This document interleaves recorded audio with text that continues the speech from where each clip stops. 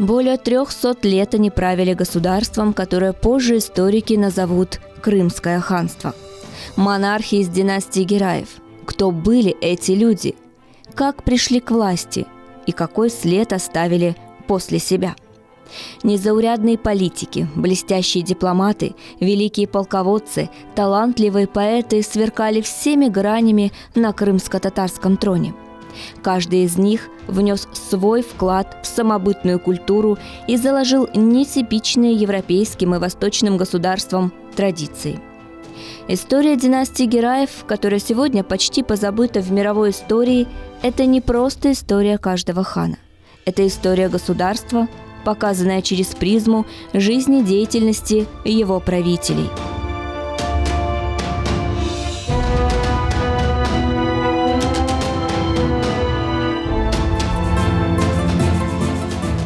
Историю жизни Девлета Герая многократно прославляли в исторических произведениях, поэмах, стихах. Сегодня мы его знаем как отважного воина, мудрого монарха-реформатора. Его правление назовут «золотым веком», эпохой преобразований. При нем Крымское ханство окончательно займет лидирующие позиции в Восточной Европе. Но при всей его популярности он до сих пор остается загадкой.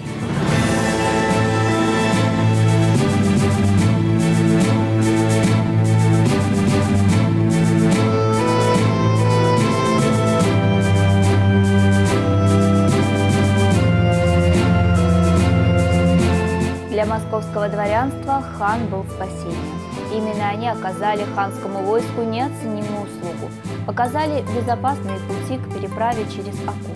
Благодаря бесценной информации ханская армия форсированным маршем двинулась прямо по направлению к столице. В мае она приблизилась к Серпухову. Здесь до недавнего времени находился Иван Грозный со своими верными опричниками. Но едва узнав о приближении крымской армии, князь бежал в Коломну, а оттуда, минуя Москву, в Александровскую слободу. Видимо, он имел веские причины опасаться хана. Из слободы он спешно перебрался подальше от Москвы, в Ростов-Великий.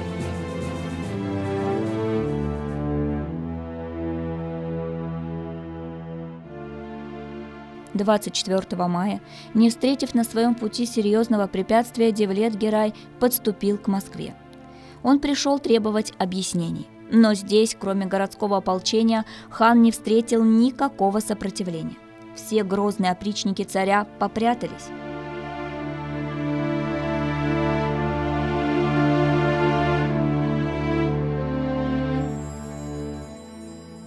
Без усилий город был взят.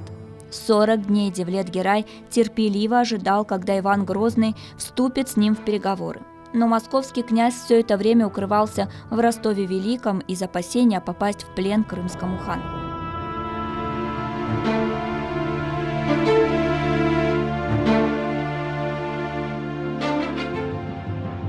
Когда терпение Девлета Герая иссякло, он отдал распоряжение поджечь увеселительный двор князя Коломенское, находившееся в 1 миле от города. Но когда и это не подействовало, после очередного предупреждения отдал распоряжение поджечь предместье Москвы. В результате деревянный город сгорел через 3 часа.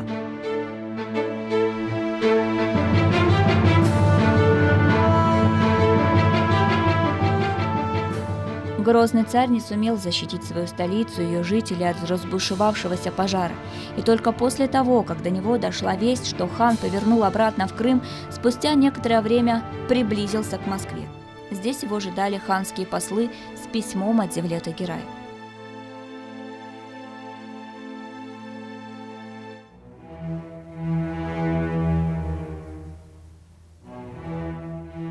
«Я везде искал тебя, в Серпухове и самой Москве. Хотел венца с головы твоей, но ты бежал из Серпухова, бежал из Москвы, и смеешь хвастаться своим царским величием, не имея ни мужества, ни стыда? Снова буду к тебе, если не сделаешь, чего требую, и не дашь мне клятвенной грамоты за себя, за детей и внучат своих».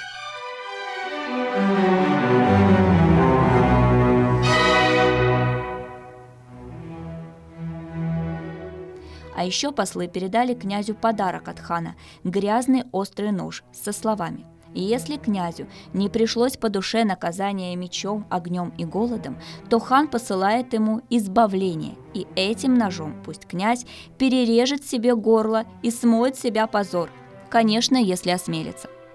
Об этом эпизоде красноречиво писал современник Ивана Джером Гарсей, английский дворянин и дипломат, прибывший в Московию буквально через год после описанных событий. Можно догадаться, что Иван впал в ярость, но посланника не тронул. Пришлось покориться воле хана.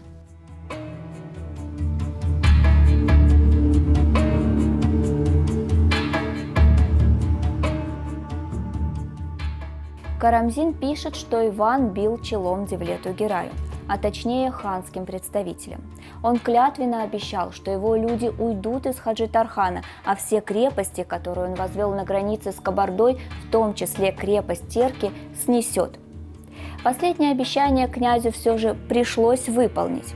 Однако от византийской короны он не мог отказаться, чем снова вызвал гнев хана. Девлет объявил, что готов повторить военный поход. Узнав об этом, Иван снова проявил откровенную трусость и бежал, на этот раз в Новгород.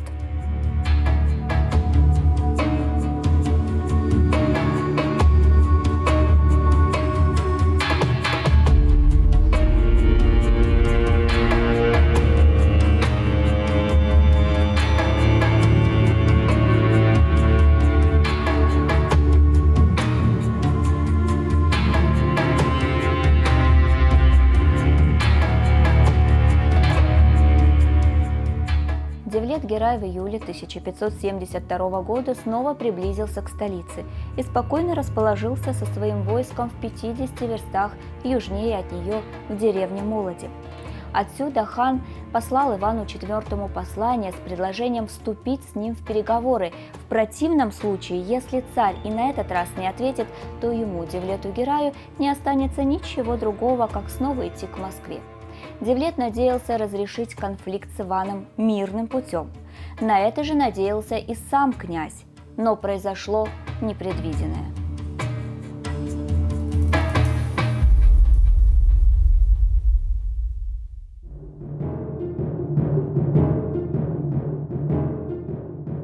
Глава пограничной стражи в Коломне и Серпухове, опальный воевода князь Михаил Воротынский, узнав, что ханская армия в ожидании царских послов стала лагерем под селением Молоди, спешно объединил под своим началом опричные и земские войска и, не известив о своем намерении Ивана IV, повел вооруженные силы прямо к ханской ставке.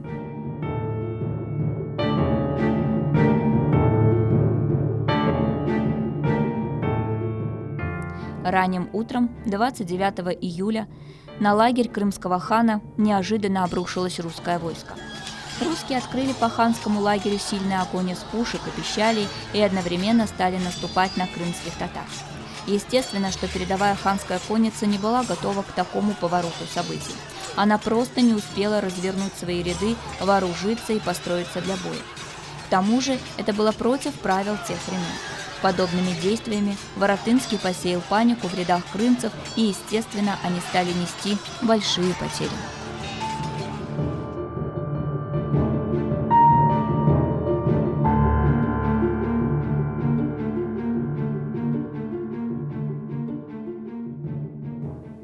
Если бы воевода Воротынский знал, Что этими действиями он сам себе подписал смертный приговор, возможно, битвы при Молодях не было бы в истории. На самом деле Иван IV вовсе не собирался нападать на своего сюзерена, а Михаил Воротынский после недавней опалы самовольно решил выслужиться перед князем. Год назад он находился в составе опричнины и повел себя так же трусливо, как и его собратья-опричники, а уже на следующий 1572 год воспользовался случаем совершить внезапное нападение на крымцев, мирно ожидавших действий Ивана. Возможно, иной ход битвы был бы в честном бою, но этого не произошло.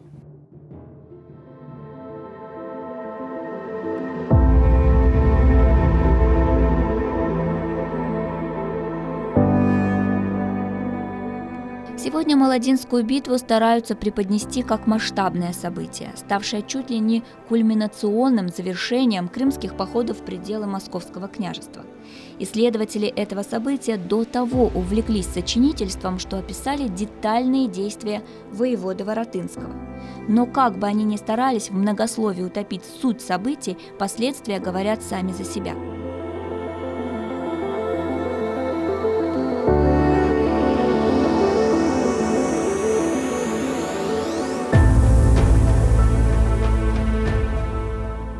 Не прошло и нескольких месяцев, как главного героя, одержавшего верх над крымскими татарами, не наградили, а арестовали по приказу царя за самовольное вмешательство и подвергли пыткам, в которых принимал участие сам Иван Грозный, лично подгребавший раскаленные угли поближе к телу воеводы-неудачника.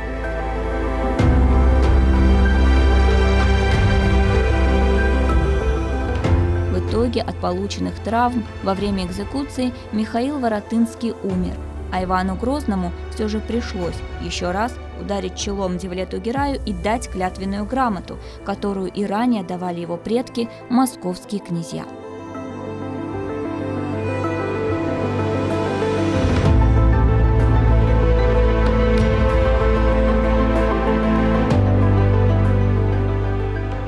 Византийская корона так и осталась мечтой Ивана Грозного. В 1574 году весной, когда ожидали очередного похода из Крыма, Иван IV публично сложил с себя титул царя, наследника византийского, и возложил свою корону на бывшего касимского хана-татарина Саина Булата, известного в летописях под именем Семена Бекбулатовича.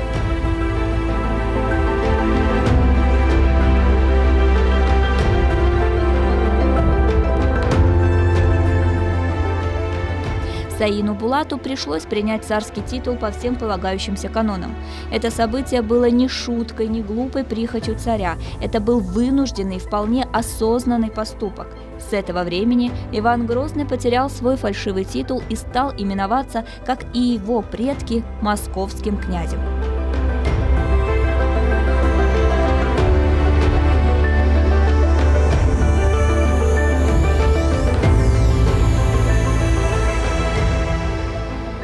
Актом отречения Иван продемонстрировал крымскому хану, что он не претендует на первенство и остается верным вассалом законного правителя Великой Орды Девлета Герая.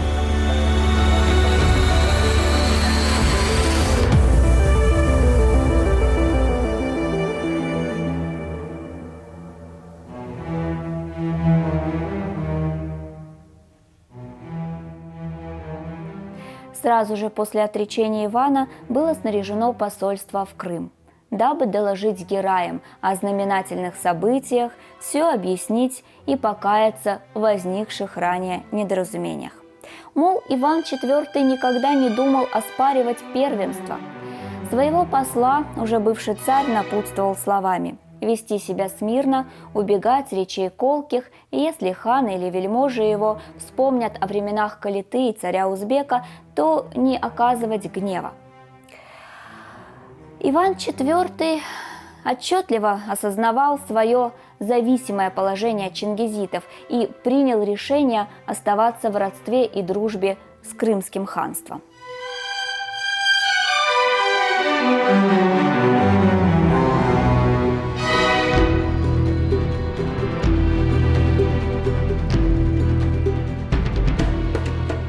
Несмотря на Молодинские события, крымский хан добился того, что московский князь покаялся и больше никогда не претендовал ни на земли, ни на титулы и оставался в повиновении Крыма. А Девлет-Герай продолжал править своей державой и укреплять ее позиции на международной политической арене.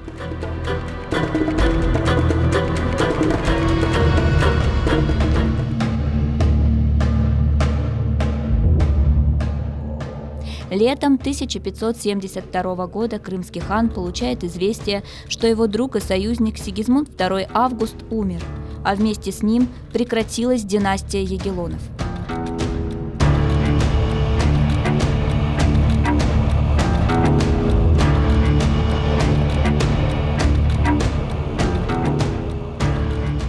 Каково было удивление Девлета-Герая, когда польский сейм выбрал себе в короли представителя французской династии Генриха Валуа.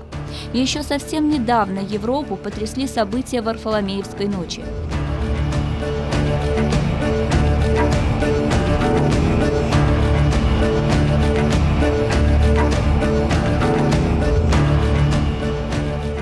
Османская империя, Крымское ханство, Речь Посполитая и многие другие королевские дворы открыто осудили действия Карла IX, а сегодня королем Польши становится его родной брат.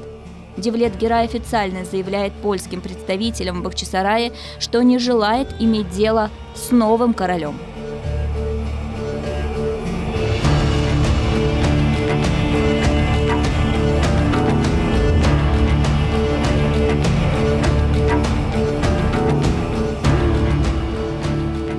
Но уже в 1574 году Генрих буквально убегает из Кракова, а в декабре 1575 года королем становится трансильванский князь Стефан Баторий.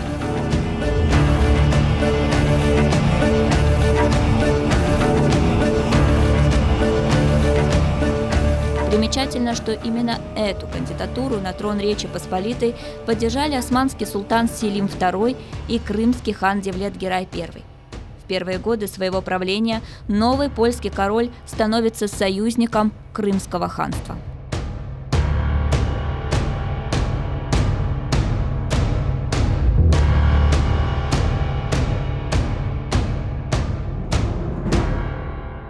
Шестидесятипятилетний крымский хан отличался несокрушимым здоровьем, и казалось, его правление еще будет долгим. Но в мае 1577 года в Крымском ханстве наблюдаются локальные вспышки чумы, и ее завезли венецианские купцы. Казалось, эта болезнь поражала простых горожан и никогда не проникает за стены ханского дворца в Бахчисарае. Как и при каких обстоятельствах из всей многочисленной ханской семьи ею заразился только Девлет-Герай, мы уже не узнаем никогда. Хана изолировали, а через несколько дней он умер. Так завершилась эпоха правления Девлета-Герая. Она знаменовалась крупными военными кампаниями, усилением дипломатической и военно-политической активности с соседними государствами. Но главное, он вошел в историю не как узурпатор, а как покоритель столиц и национальный герой.